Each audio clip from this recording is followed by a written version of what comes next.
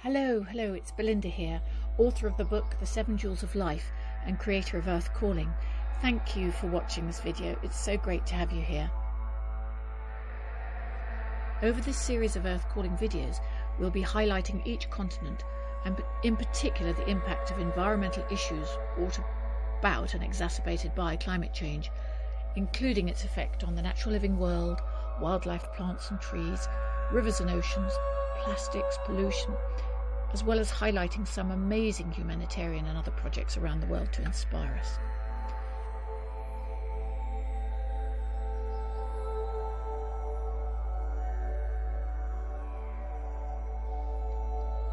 Our Earth is calling us.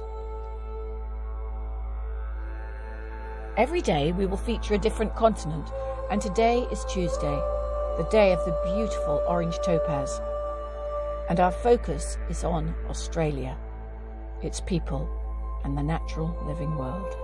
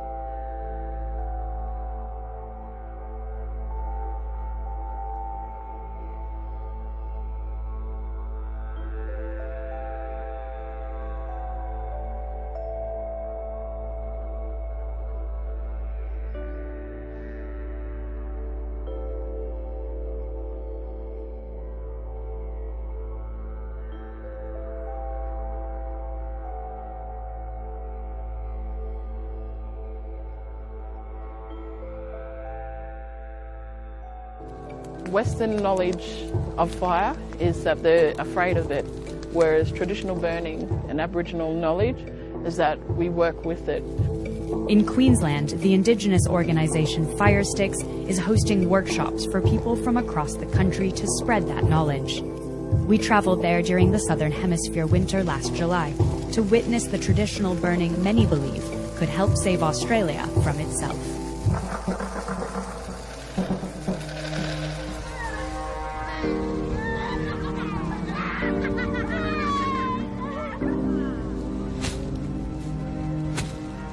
We always hearing about the big fires down south, people losing their family, and you hear how they're burning down there, and it's all wrong.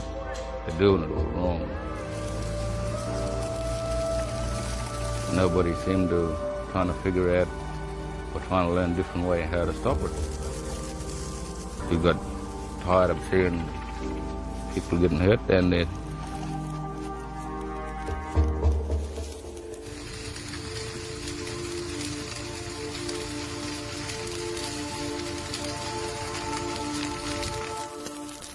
Burn it against the wind. If we would have burned it the wrong way, it would have took everything out. But because the fire is trickling, we're leaving behind grasses that are there for certain birds that need that grass, or they won't burn everything, you know. So it just trickles through all day like this. Like that. Lovely, eh?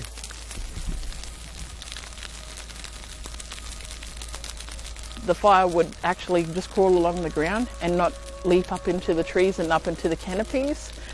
And I guess that's traditional burning. This is a healthier burn. The trees are in touch. The white smoke from the grasses and feeding the trees to germinate. And the shade all through the country after the fire. It's nice and cool in here, even after the fire, because we haven't harmed any of the trees and canopies, but yet we've completely cleaned the floor.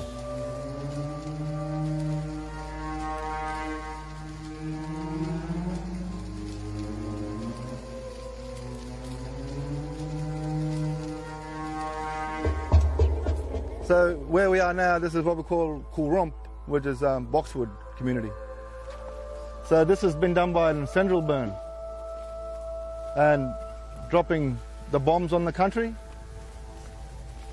What happened, they came in on the wind side with the wind, and they dropped multiple fires in here, and she came through and roared through, and now this whole place is sad now. No flowers, no shade, no food. And all of this comes from the wrong ignition and the wrong way of looking at country. It just tears your heart out, eh? It just makes you want to sit down and cry, eh? And after seeing all that country we did and feeling proud of it, but then to get out there and see something what the park just did, yeah, it shatters you, eh?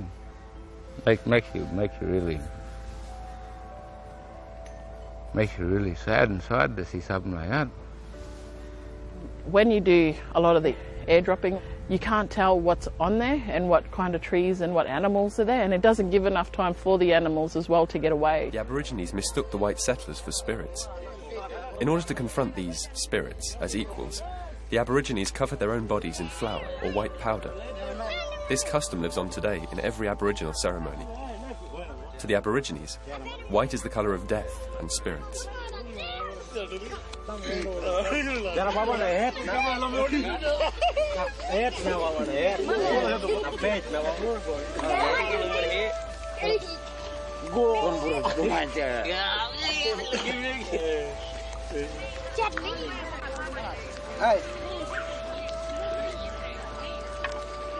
Burbuck Boone was preparing some wood for the fire in order to provide warmth and light for his family. He added some wood to the fire because he had noticed that one of the logs had hollowed out and a family of termites was busy nibbling away at the tender wood at the center of the log. Since he didn't want to hurt the termites, he brought the hollow log up to his lips and began to blow. The family of termites was thrown out into the night sky, and they formed the Milky Way and the stars, and they lit up the entire countryside. And then, the vibrations of the didgeridoo blessed Mother Earth for the first time. Its vibrations would protect the Earth and all of the spirits of the Dreamtime for the rest of eternity.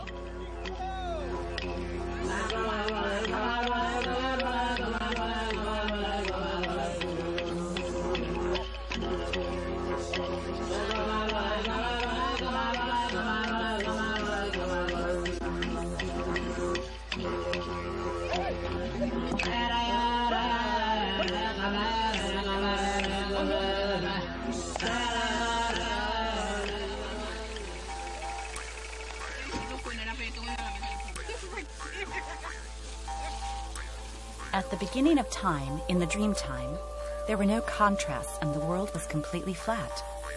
Then some creatures who were half man, half animal emerged from the earth. These beings, our ancestors, moved around and hunted and fought, and in doing so, they modeled the earth. They created the contrasts in the landscape.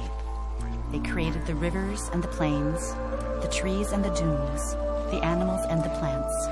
They created water, air, and fire. Exhausted by all of their activities, they then returned into the earth. Sometimes, the spirits transform themselves into a rock, a tree, or other parts of the landscape. When this happens, they become sacred places, which only the men and the women who have been initiated have the right to see. Tommy has explained to me that when the women of Beswick go to collect the leaves from the pandana trees, they never return to the same tree twice in 1 year. This is because it's important to give the tree some time to regenerate.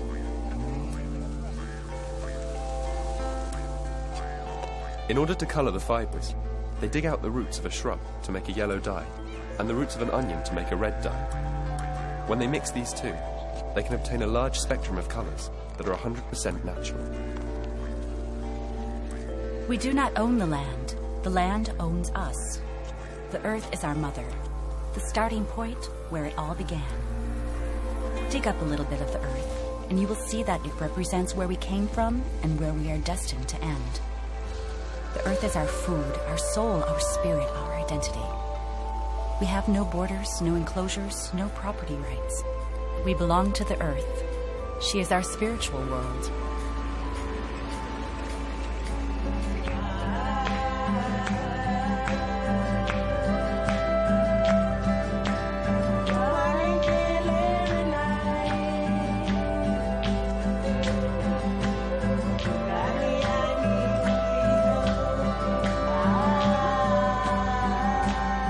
Clementine's village, fewer and fewer people know how to speak Tiwi.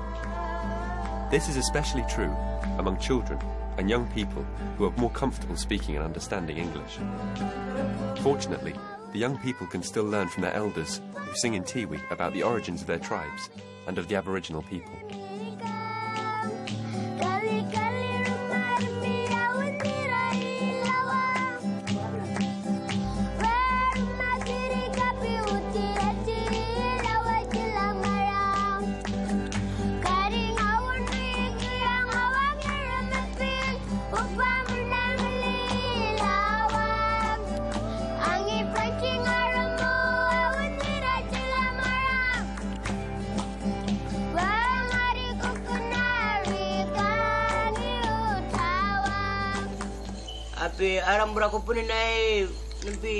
Clementine is telling the story of a hunter who is stuck between two worlds. The ruthless world of the white people who came from beyond the seas, and the gentle and peaceful world of the Aboriginal clans, who are threatened by doubt and troubled by these new values introduced by the white people. The hunter awaits for his people to regain faith in themselves. He waits for them to become proud once more, to sing again, to paint, to dance, and to celebrate. In this way, his people might once and for all banish their evil spirits and get rid of the temptations that cloud their minds. And he will become, once again, a strong and loyal warrior, like he once was in the beginning, in the dream time.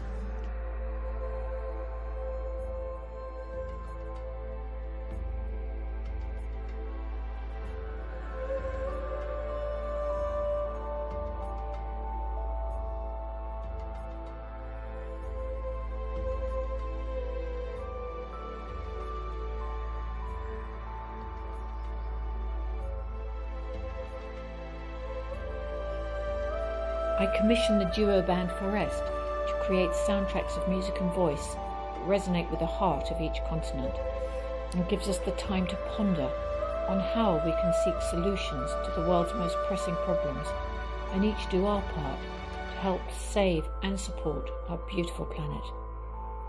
Please look out for other videos in this Earth Calling series. Our Earth is calling us.